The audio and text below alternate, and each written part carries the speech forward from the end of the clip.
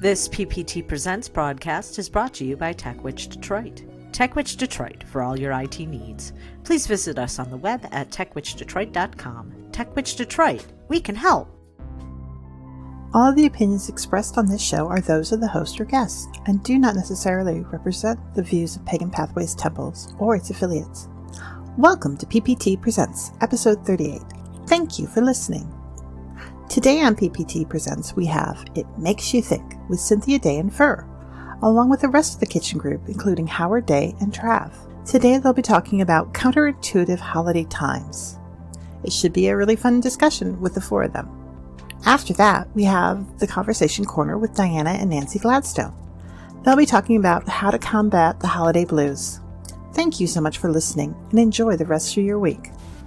And now it's time for It Makes You Think by Cynthia Day. Subjects that are sufficiently complicated enough to give one pause, just enough to make you think. Hello, and thank you for turning into It Makes You Think. This is Cynthia Day. We're doing podcast 38, It Makes You Think.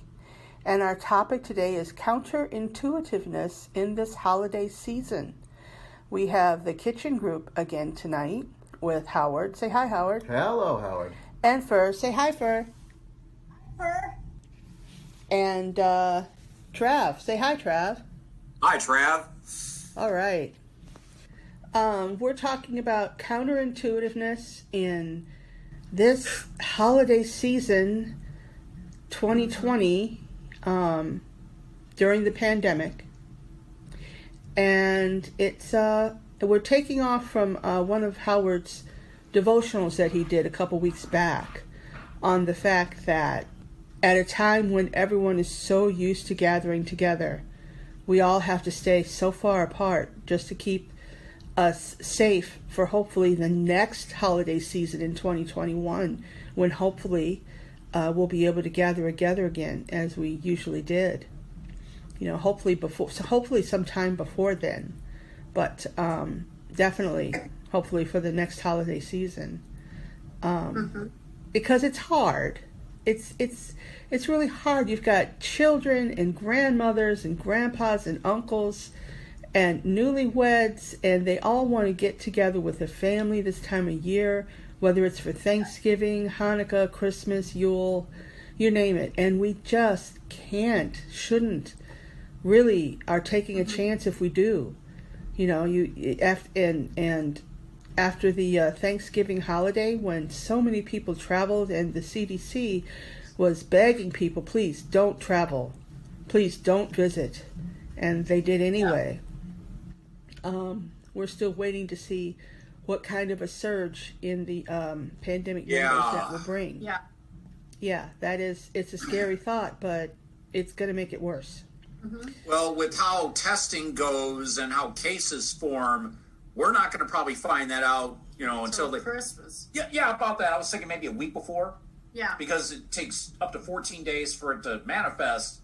And then, of course, I got to collate the data. And Christmas would probably be a fair bet to see how the Thanksgiving travel season, which my daughter and son-in-law have worked at the airport for years. Thanksgiving is the busiest travel weekend of the year, hands down.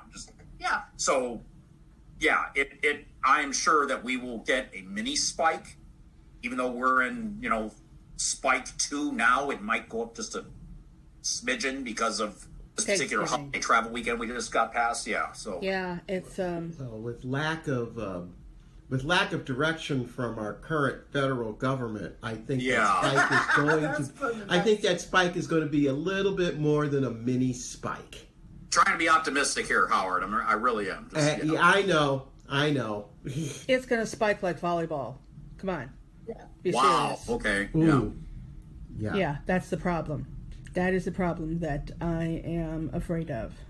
Yeah, but once again, the counterintuitiveness, let's face it, even if, you're not into the holiday mood, when you see people suffering, we've always been taught to walk over, hug them, give them a shoulder to cry on, and now doing that very human thing is now dangerous. It can get somebody killed. Yeah. Well, yeah, and the thing is, generally just we touched on this very briefly when we started recording. Humans by nature are social creatures. In a way, we're kind of like dogs with pack animals, because we do establish our pecking orders in our own little groups. And now that social aspect is just being semi-forcibly abolished. Of course, some people think it is being forcibly abolished. We don't talk about them. But we're all of a sudden having it stamped down that no, you cannot be social. Now, probably the most social time of the year, it's kicking our butts hard because, I want to see my kid. She wants to see her mom, and just next to impossible to do because of the current situation. Heck, I want to see the neighbors even. I want to see the neighbors' kids. Yeah.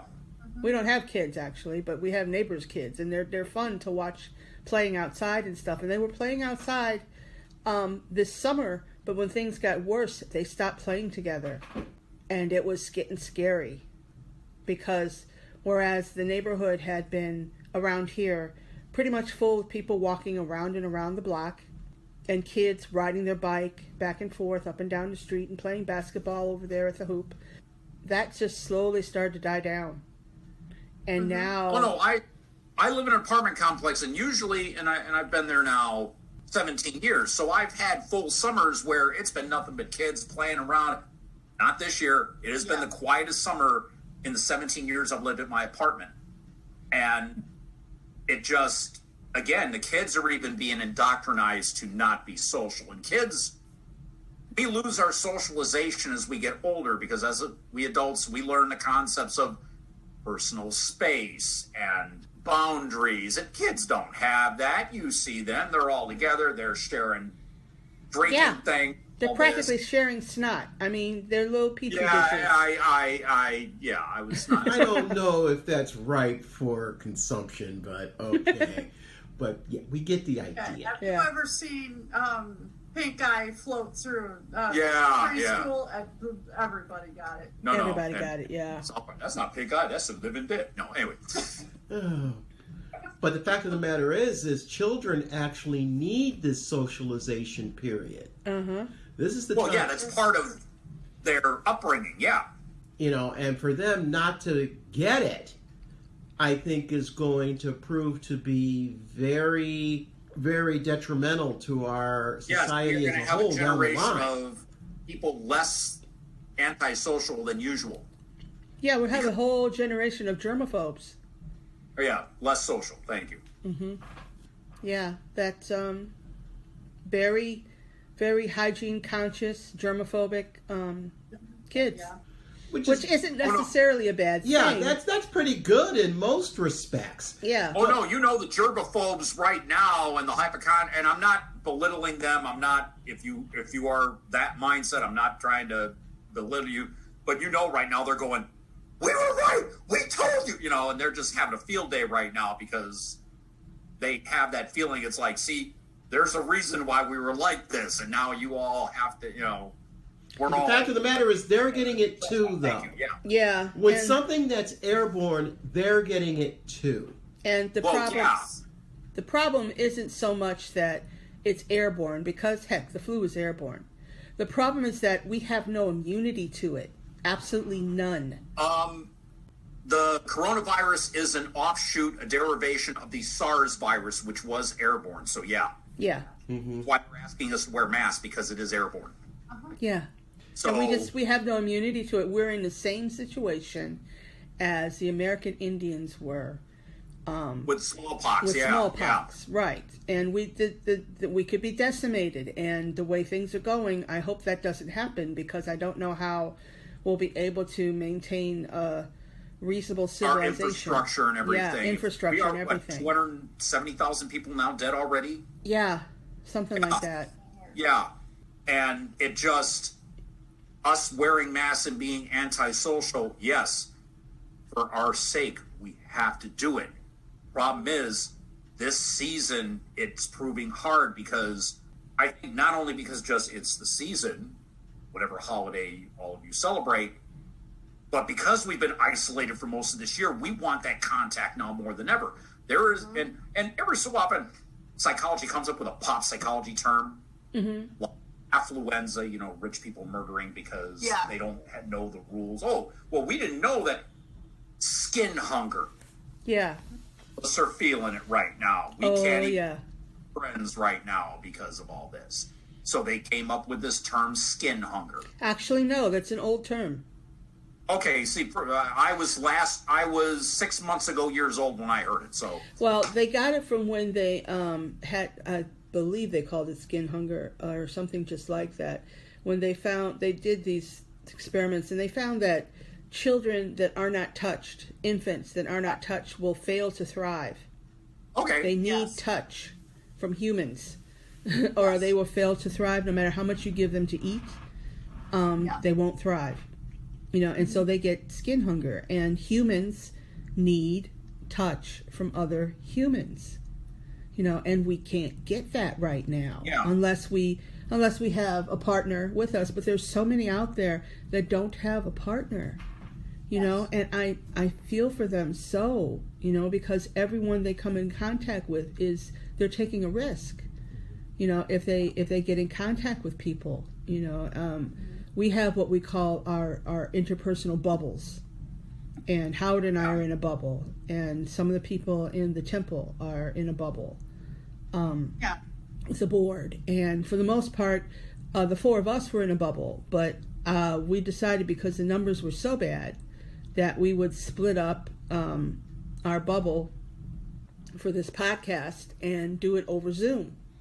Yeah. So that you guys are over there and we're over here.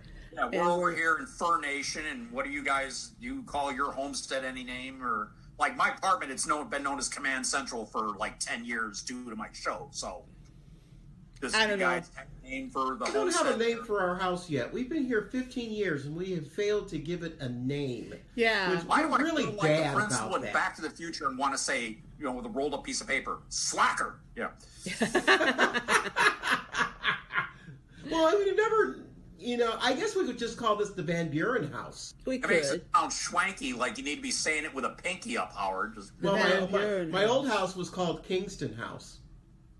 Oh. Okay, I see the pattern. Yeah. Yeah. But not only that, because not only because it was on Kingston, but because of the fact it was the same style of house that you might see the rich plantation owners have in Jamaica. Yeah. You know. there's that. Things in Jamaica. Gotcha. Okay. Yeah, because he used to live in Sherwood Forest. Sherwood Forest, Detroit. Yeah. And that was a 3,000 foot 500. Oh, no, I've heard it. foot Yeah. home. Okay. It was huge. We had to get out of there. It was just too much Yeah. fun. So we want to touch, especially during the holiday season, but we've been groomed over the past. God, this started technically the national emergency started in what March? My birthday. March. Yeah, Yeah. 13th. So since mid-March, we've been groomed and pressured, and some people would say forced, to limit contact, personal space, keep 6 feet apart. And now that we're on our first holiday season during all this, we're fighting impulses we've never had to fight before. Yeah. And we're having to fight every bit of human intuition that we have to stay alive. Our instinct Yes. to stay alive. Now, what I'll admit concerns me as when all this is over, and it will end, you know, It will take time and effort, yes. it'll take time and effort, but I honestly believe that between the vaccine and the rapid improvements in treatment that are taking place, that probably I'm thinking that probably by August of 2021, this will. That's a little early, hon. You think it's a little early? Hopefully. Yeah. Okay, we're going to agree to disagree there because, okay, all y'all get the flu vaccine every year. You do realize it's against one strain, and it's usually against the one that the CDC is, oh, this is the most prevalent strain. Fine, we're going to offer our vaccine against this prevalent strain. There are multiple strains of coronavirus now. Yeah. Lockdown, I'm hearing anywhere 15 plus. Really? So, Really? 15 strains of Yes. coronavirus? yes. Where'd you hear that at? It's only going to help against one strain. And Howard brought that up earlier. Again, those of us who do podcasts, we talk pre-podcast. And yeah, Howard brought that up, and I was just here like, I'll leave it till we're taping. And so, yeah, as much as this vaccine is going to be a godsend to many people, my daughter and son-in-law had it back during my birthday, mid-March. Mm-hmm. They're on lockdown now because their one roommate, my daughter's bestie, has been confirmed.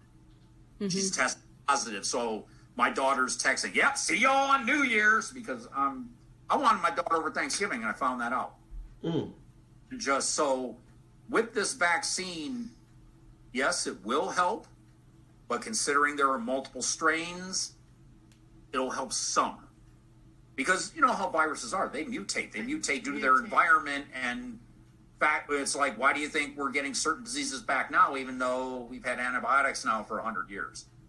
There are some diseases that are starting to make a comeback. Yeah. So you're talking about now years before we're able to gather together again.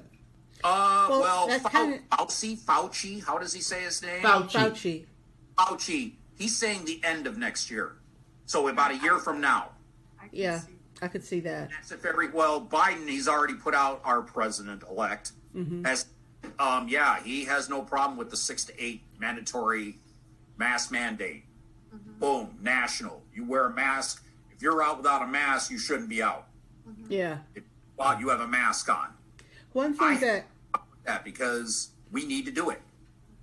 One thing that I think I learned about vaccines is that even if you are inoculated against the main coronavirus, I'm thinking, because I think this is the way it works with the flu, that even if you get the flu won't be that bad.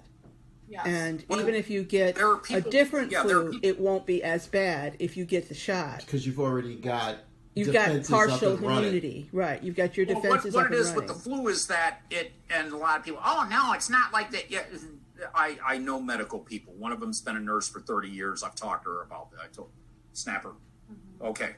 It's dead blue.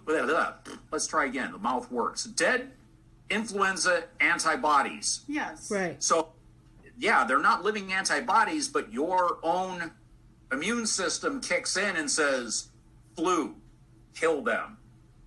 When you get symptoms from the flu, that's the side effect of your body fighting off that foreign object. So that people, I get the flu shot and I'm still getting sick from it. Yeah, because that's your immune defense mounting a defense. What it is dead virus. You build up antibodies for that against that strain later on, where you get the flu shot, you go through a little bit of the symptoms, then you get hit with live flu, and your antibodies are just, right there, pal. We're fighting you off at full efficiency. Yeah. You feel a little symptom, but that's because now you've got the full antibody defense going. It's going to be the same if and when, and with the vaccine, you have to remember, Britain, they're doing testing and all this. You have to remember, we have one thing that's going to stop us getting this vaccine. It's our Food and Drug Administration. There's stuff being used all over the world right now that the U.S. doesn't use because of our FDA. Yes. That's true. And hopefully there will be a change come January 20th on who runs our FDA. Mm-hmm. Because I believe we are dealing with somebody who, Well, that would be for almost the entire government, because you have to remember that the professionals that have been there for decades, have all either been silenced or quietly moved out. Oh gosh, that's right. All of the scientists were moved out. Hopefully once things change, we will get where things will get going again, where we can fight this better. Back to some kind of normal. In the meantime, we still have to enact all these counterintuitive measures to maintain our safety. Yeah, counterintuitive to our very instinct. The longer this goes, the more we're going to be trained to stay away from each other. No, we have to work from home. No, you can only eat at home. You cannot go out and do anything. Everything must come to your home. No, you don't go grocery shopping. You have it delivered. Yeah. And things of that nature.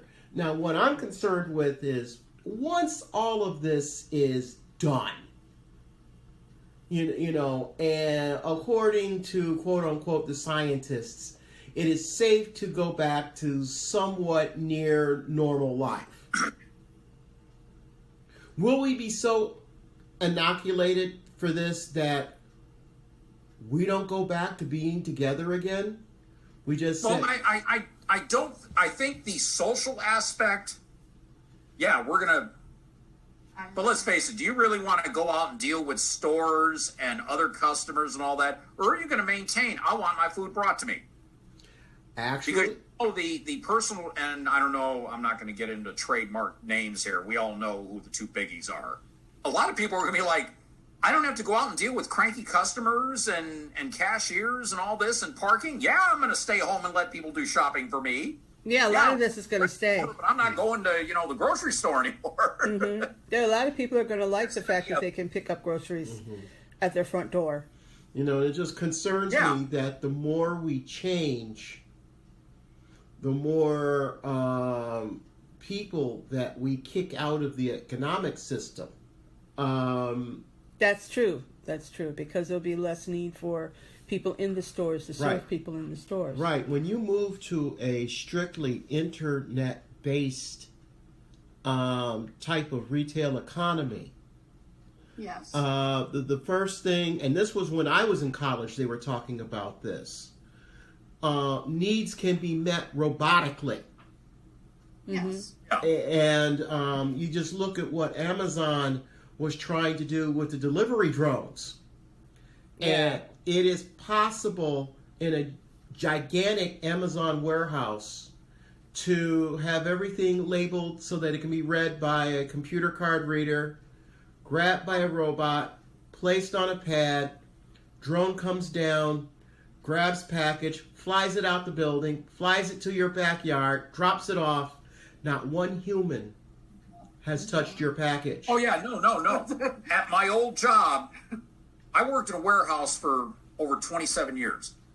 And they were talking about to the point where everything had RFID chips on them. And, it was speculated at my old job that it could all be drone done. Robots come in and grab it and put it on and box it and send it down. Given it probably another 10 years, I would have been out of a job anyways. And so, that's getting to be a thing.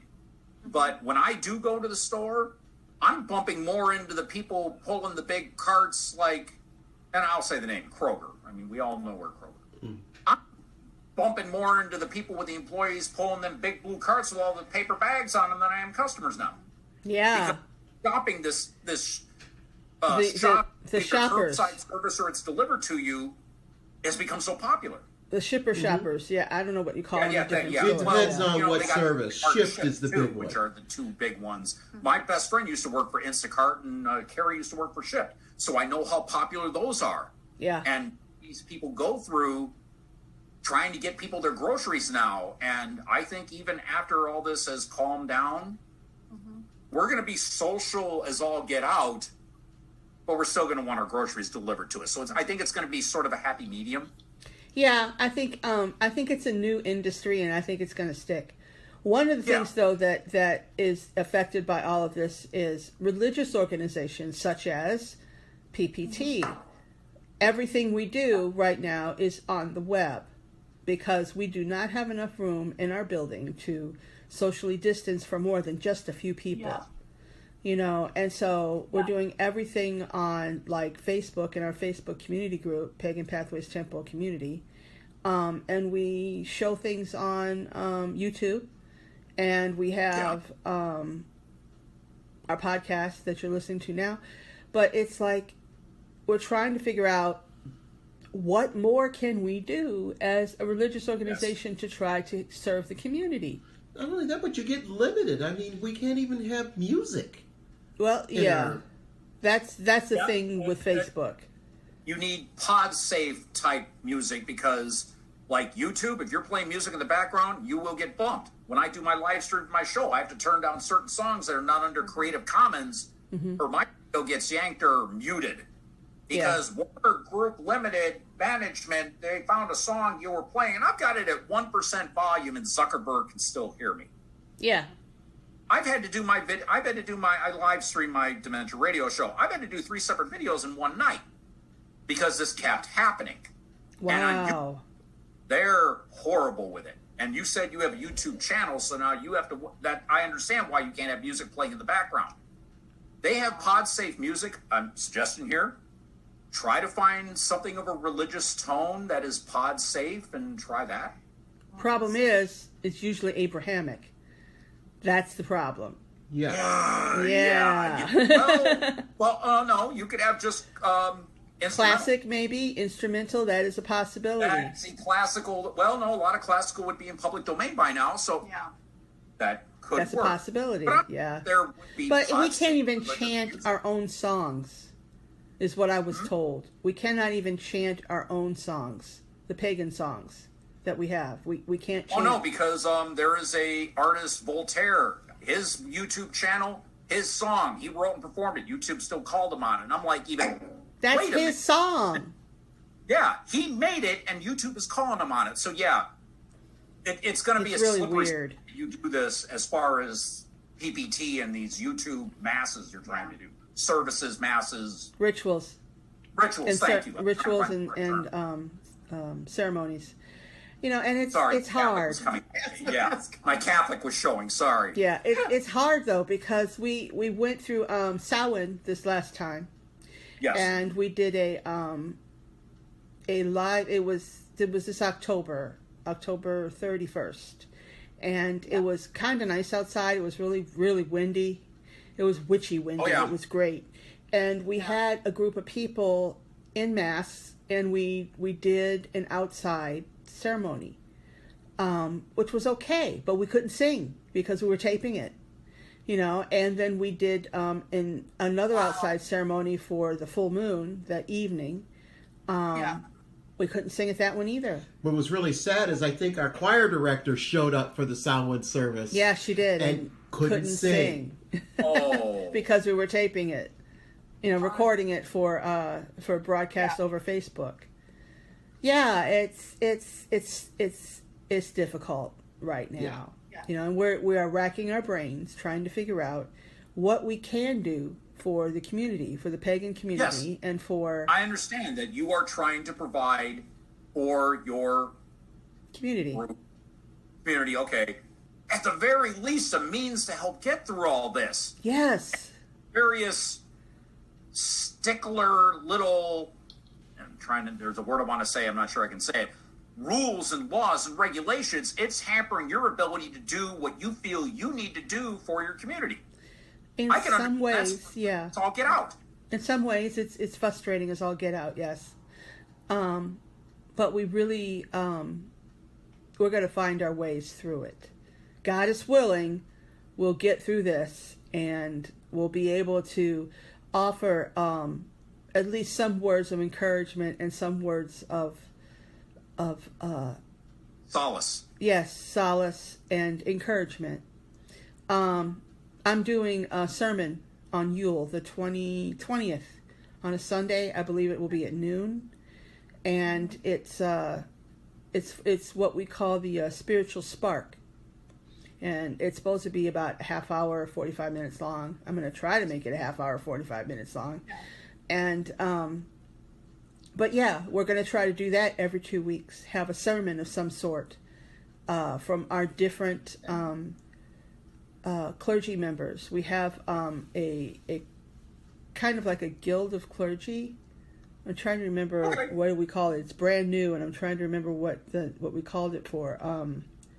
Our spiritual guides. That's what it is. Our spiritual guides for the temple. All these different clergy people of different clergy paths will have a sermon every 2 weeks. It's going to be one or the other of a number of people that is going to provide encouragement, hopefully direction and solace and whatnot all for people. And I hope that the sermon that I give will be uplifting for people that have social anxiety.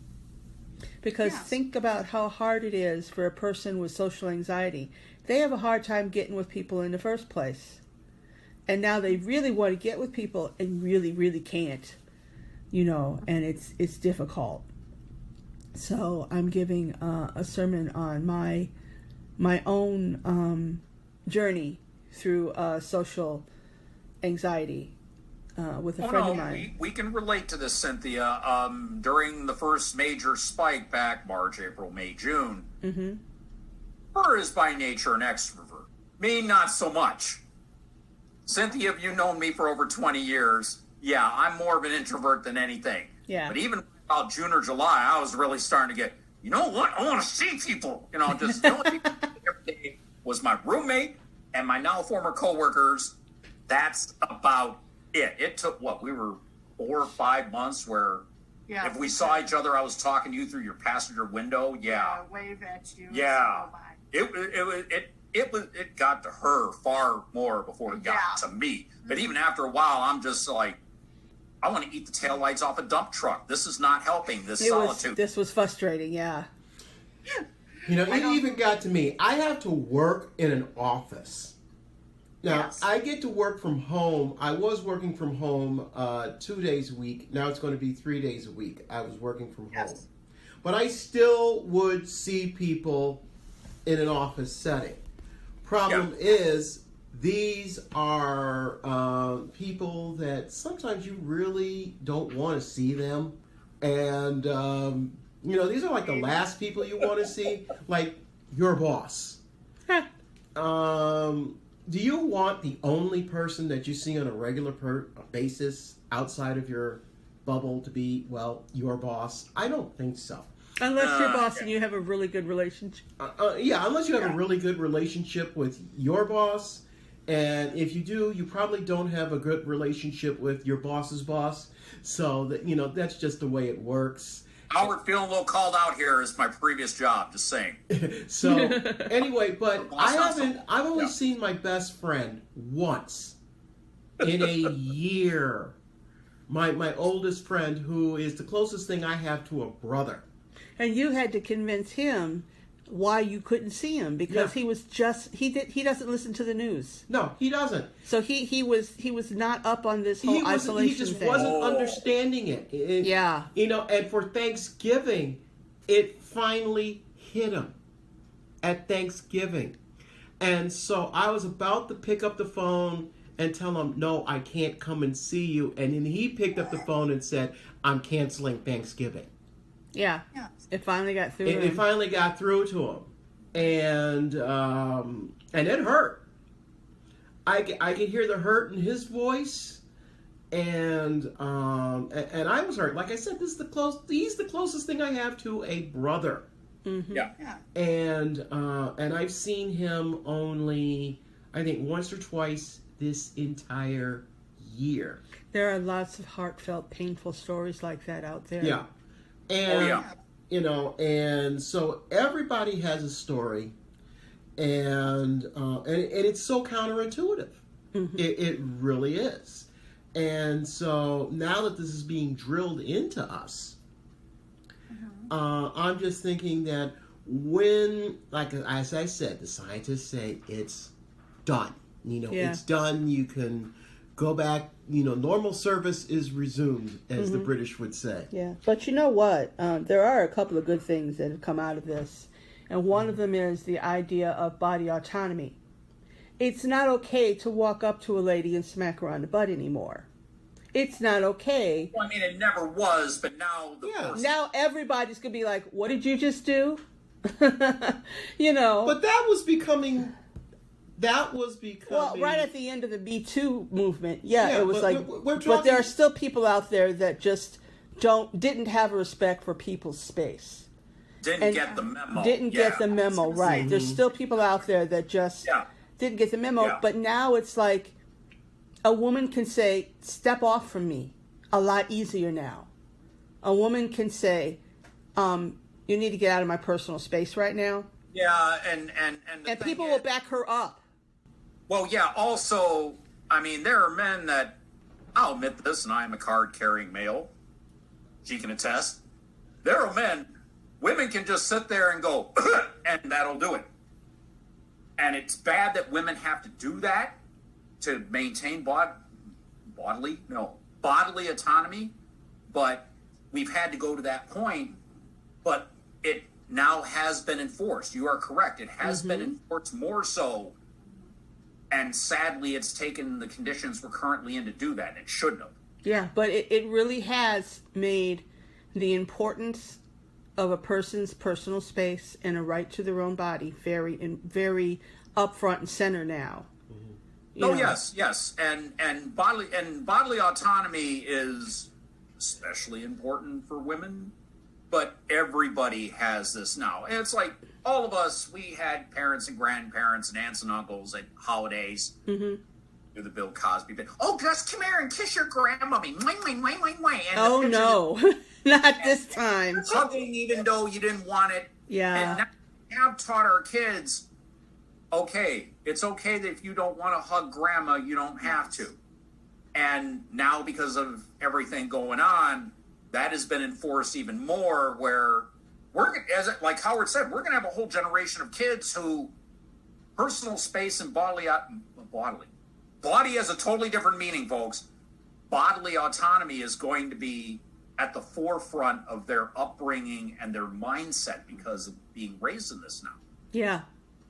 Yeah, totally different headspace And for kids. Meanwhile, all of us, we're still used to the hugs and holiday And the handshakes. and the proximity. Have a generation of kids just going, you're hugging? Yeah. Ew. I mean, kids now, what do? They do the foot bump?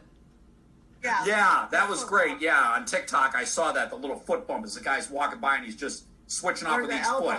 Elbow. And Yeah, elbows, that's cool. foot bumps, yeah. I mean, those are safe touches. Well, or pretty safe touches, I guess. I'll tell you what is going to have to... There are some things that they just cannot change no matter how bad things get. Public transportation. Oh, yeah. Howard deals with that I twice saw a the week. buses while I was still working, and it was there on the front. Face mask must be worn to ride. And it was right there on the front of the bus. But let me tell you what's happening now. Since I still use public transit. Yes, that's right, you do. Yeah. Well, one thing that's happened is the buses are now free. Yes. That, I remember hearing about that, yes. Now, that's good. I like that. What's bad is that you cannot sit beyond the rear door. In other words, where the seats are just, let me change that. You cannot sit, say, in the front of the bus. Where the seats face sideways, no one can sit there. Everybody has to sit at the Buses back are of the at bus. much less capacity due to distancing, yeah. So Yeah. you've lost capacity. Because you've lost capacity, there is absolutely no way you can social distance on the bus. Yeah.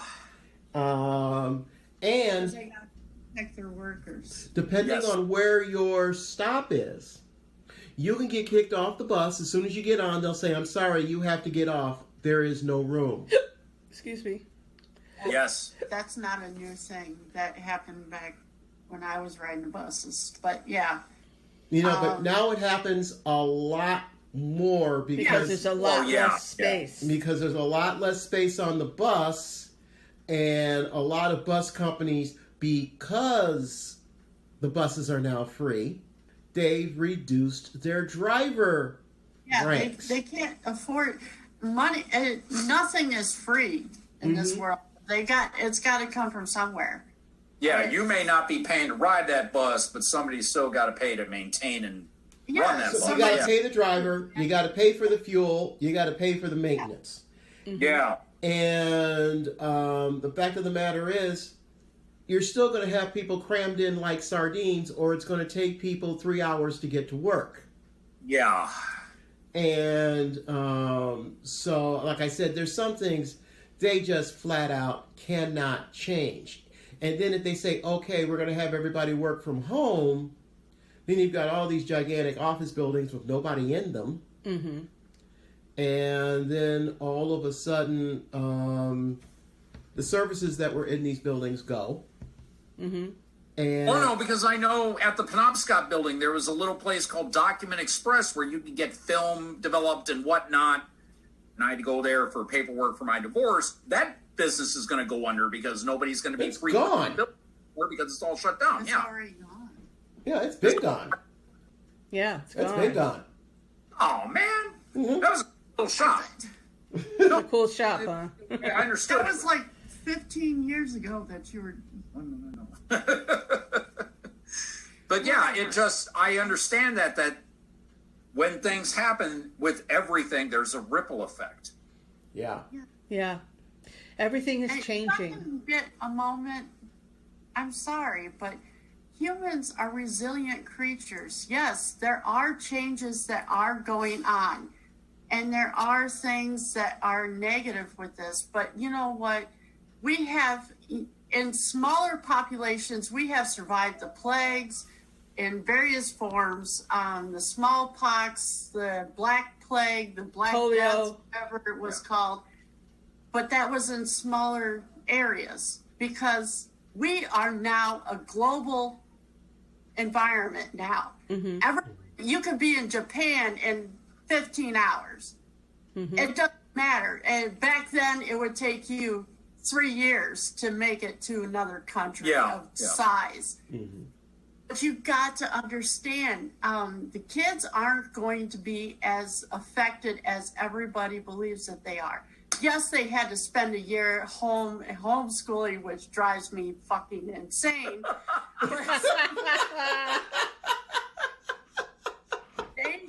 For those of you not watching this right now, her had a lot more hair on her head. Just saying, it was all And I have gotten really acquainted with wine. wine, yes, mommy juice. But anyways, but the thing is generations will recover. We will get through it, and people will adapt. Yes, there are some things that people will keep on to.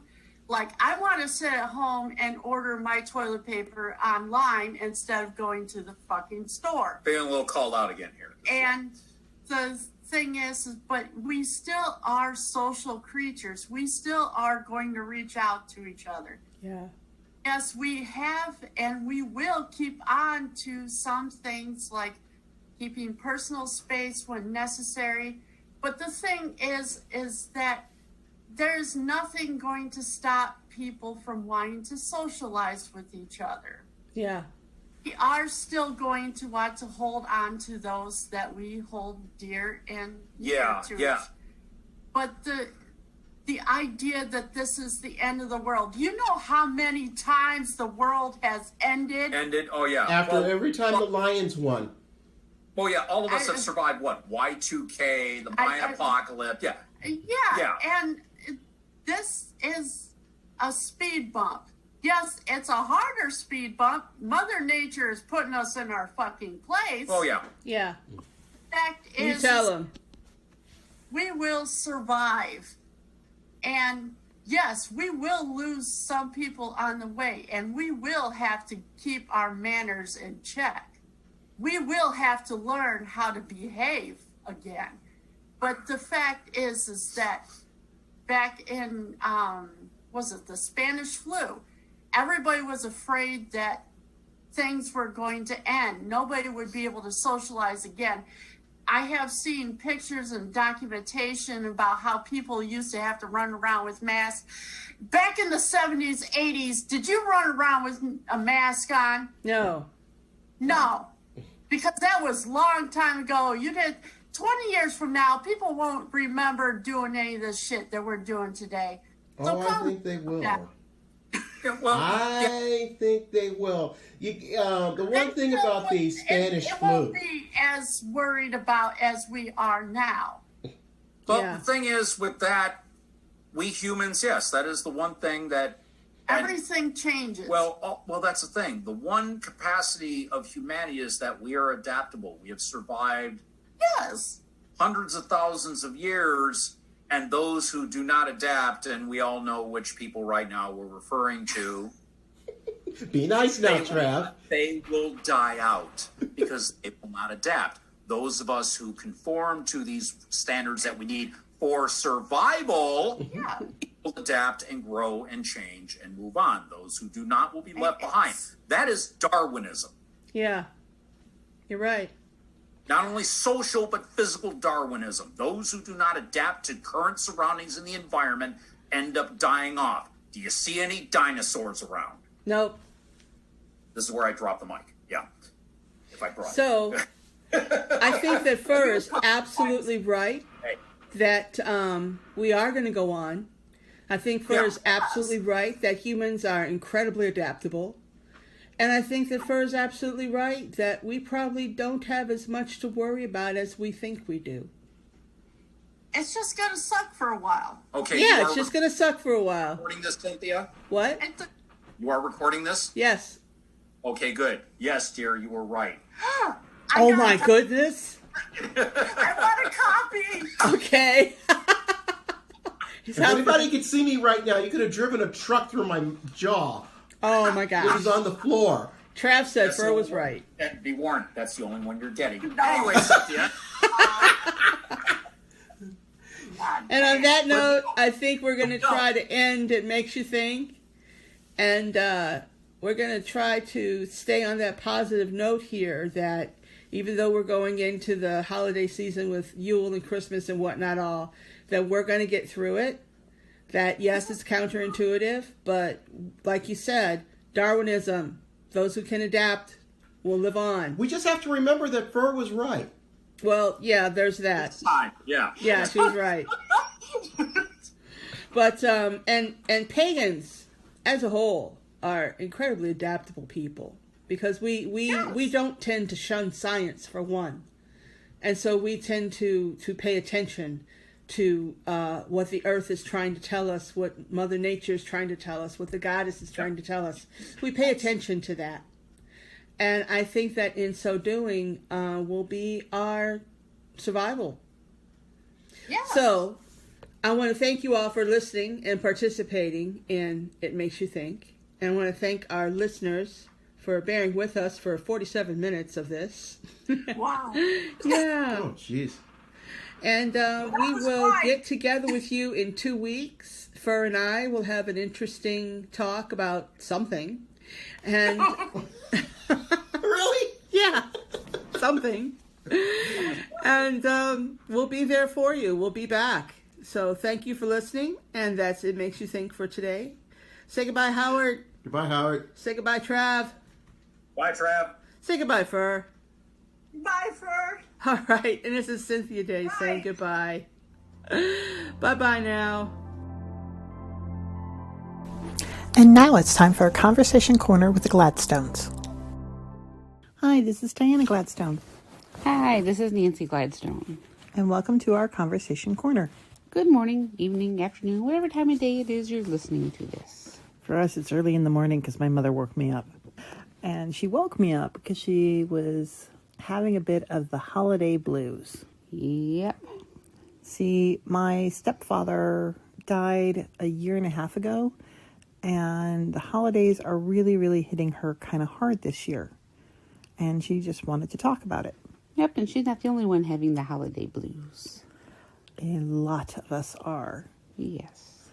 Because this holiday, I think, is hitting people really, really hard because we're stuck inside and not able to do a lot of the holiday traditions that we typically do. So what are some of the things you're doing to cope with your holiday blues, my love? I am trying to make it a point to get out and do things. Like, I like to go look at Christmas light decorations. Mm-hmm. Because we can't do any of the Christmas craft shows like we used to. So you have to find something to get out to try to be amongst people while social distancing. Which is why we're putting lots of mileages on my car. So you like driving around not only like things like Hines Park, but just the neighborhoods, right? It's neighborhoods, yeah. I belong to three Facebook city groups. And people ask, where's some cool Christmas lights?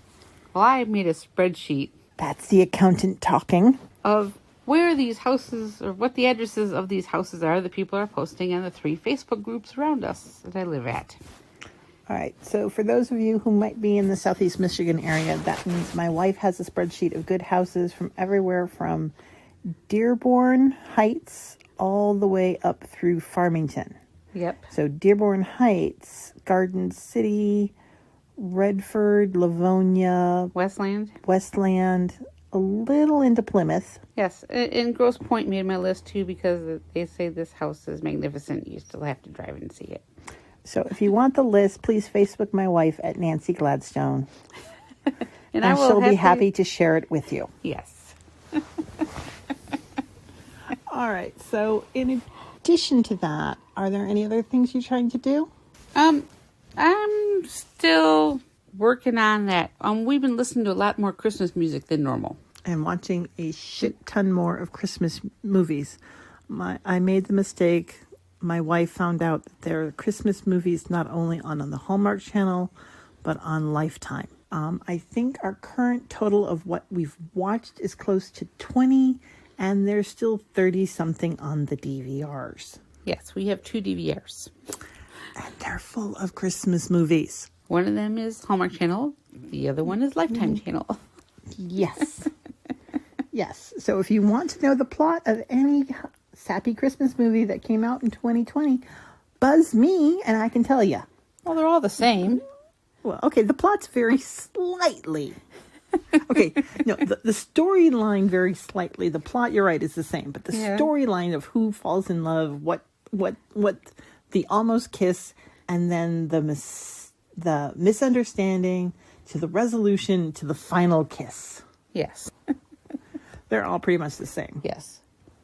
But speaking of one of the movies we just watched yesterday had a great tradition, I think, that I want to include going forward that may help combat the holiday blues. And that was they actually have a day where they in the movie they did this on the day before Christmas Eve, so Christmas Eve. And they got together for dinner and they talked about their loved ones that were no longer with them, to bring them with them into the holiday. Yeah, that was cool. And so that's one of the things I think I want to incorporate into our holiday celebrations. Because they were right. Talking about them, remembering them in a happy sense brings them closer to you and may help combat the missing them. Because then, like one of the characters said, I don't miss Mom as much when we talk about her because I feel she's here with us. Yep. And so that's one of the things I want to do for us, because Lord knows there's enough people in my life that I miss, especially around Christmas. Yes. Now, what do you do when life must go on and stress and life throws major curveballs at you? Me personally, because I don't handle stress well, I want to run away and sit in a corner and cry for 30 hours in a row. However, that's not productive. So lately, when I've been being hit with the blues, I've been doing a lot of meditating, trying to release the blues, which I'm struggling mightily with, but I'm trying. Yes, you are. But then I also remember that there are a lot of other people out there who are struggling. So while I can't connect to my friends physically, I've been trying to remember to send them a text, to send a call or a Facebook message or something, which I know all of my friends who haven't gotten one of those are going to be sitting here going, man, the woman forgot me. I said I was bad at this. I said I try to do this, not that I succeed. Yep.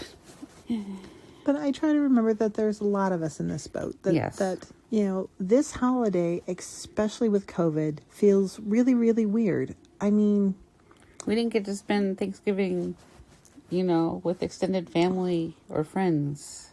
No. And that was weird.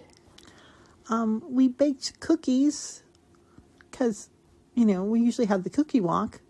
We had to bake a lot fewer. Yep. And then we ate far too many of them ourselves.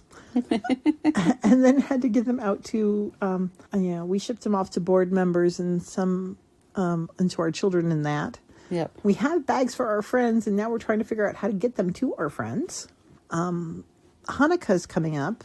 Yeah. next weekend. And normally we have a big Hanukkah party. I mean, we make like 9 pounds of potato latkes From scratch. from scratch. And have none left. And have none left. And people complaining because they want more. And we'll have like one of those industrial sized cans of tuna to make tuna fish and hard boiled eggs and all these fancy, Jewish desserts and things. We have an entire box of, I called them gold coins. My wife calls them Hanukkah guilt. guild. That's with a D. Hanukkah guilt. T. I don't know why chocolate is guilt, but apparently for the Jews Guilt. it is. Guilt, not guilt. Guilt. Every time you say it, I know. it sounds like guilt. I know. Not guilt. So every time they're like, we're going to play for guilt. And I'm like, going, why am I gambling for guilt? I grew up Catholic. I have enough. Thank you. I'd like to get rid of mine, not get some more. And then they're like, no, it's chocolate. I'm like, oh, chocolate. Give me chocolate. I want the chocolate. But yeah, so earlier this year, we bought a great big box of Linder, isn't it? So it's the good chocolate. Yes. Guilt. Yes. Guilt. Because we were, we now have the house to ourselves. We were going to have a great big party and have all our pagan friends over to gamble with a wooden dowel and chocolate. Yep. And now COVID spiking. Yes. And we're going to be making like 3 pounds of latkes for just our kids. And my brother. And maybe your mom. Maybe mom. Yeah. But so it's hard because, Hanukkah has always been such, Chris, mind you, and then I'm a Jewish pagan. So that's where Hanukkah comes in. and I'm a former Christian pagan. And so we, in this household, we do both Hanukkah and Christmas. Yep. We really don't do Yule. No. Okay, 3 holidays in 1 month is a bit much. Yes. Okay? Yep. But, so it's hard because Hanukkah was always the friends' holiday. Yes. When my mother-in-law lived in the house with us, she used to have an all-girls Hanukkah. Yeah. Because so many of her friends had lost their husbands. Because, mind you, they were in their 80s. And so she had all the widows over. And then, Nancy and I and our daughters. And then some of our female friends came over. Yep. And finally, last year, we convinced her that the boys needed Hanukkah too. And we expanded it to a co-ed Hanukkah. Yes. And then this year, with Mom not being in the house, we were looking forward to having all our friends. And I'm super bummed we don't get to. Nope. Maybe next year. Oh, next year, definitely. But, it's hard because we're missing those traditions. We're missing those gatherings. And Yep. it makes you sad when those times come and go and you don't get to do your typical things. Like, I love walking around and looking at the Christmas lights up in Crossroads Village, up in Flint, and riding the train. Yep. But I'm worried because the train there's not going to be social distancing on the train. Yep. It's usually a ton of kids. There's usually like 30 people per car, and that doesn't sound the safest. No, but they might do social distancing. They might not fill the cars. I don't know. I'm worried. Yep. But so I said I meditate when I'm getting the Christmas blues. What do you do, my lovely? I watch a Christmas movie, turn on Christmas music, go look at lights. Yes, the Jewish lady loves Christmas music and Christmas movies. Yes. Yesterday she tried to put on Hanukkah music, and me, my mom, lasted 3 songs and had to turn on the Christmas music. Okay, I was trying to be polite. Yes. Because there was more Jews in the room than there were former Christians. Yes. So I turned on Hanukkah music. Apparently, Hanukkah music is more a Christian thing than a Jewish thing. Yes. Because I knew more of the songs than they did. There's typically only 2 or 3 Hanukkah songs. All the rest are oblivious that independent people write and publish, and they're not mainstream. Okay. So. All right. So, my dears, I think that's it for the Gladstones. I want to wish you a merry holiday season, whatever holiday or holidays you choose to celebrate. May they be joyful, may they be filled with love, and may they be safe. Yes. Be safe. And we will see you and hear and talk to you all in the new year. And please, all the gods above and below, may it be better than 2020. We have another podcast before the new year, though, I think. Aw, man, I gotta work more. Yes. All right, my wife just burst my bubble. Maybe you'll hear from us again in 2020. Who knows? All right. Bye, guys. Bye, guys.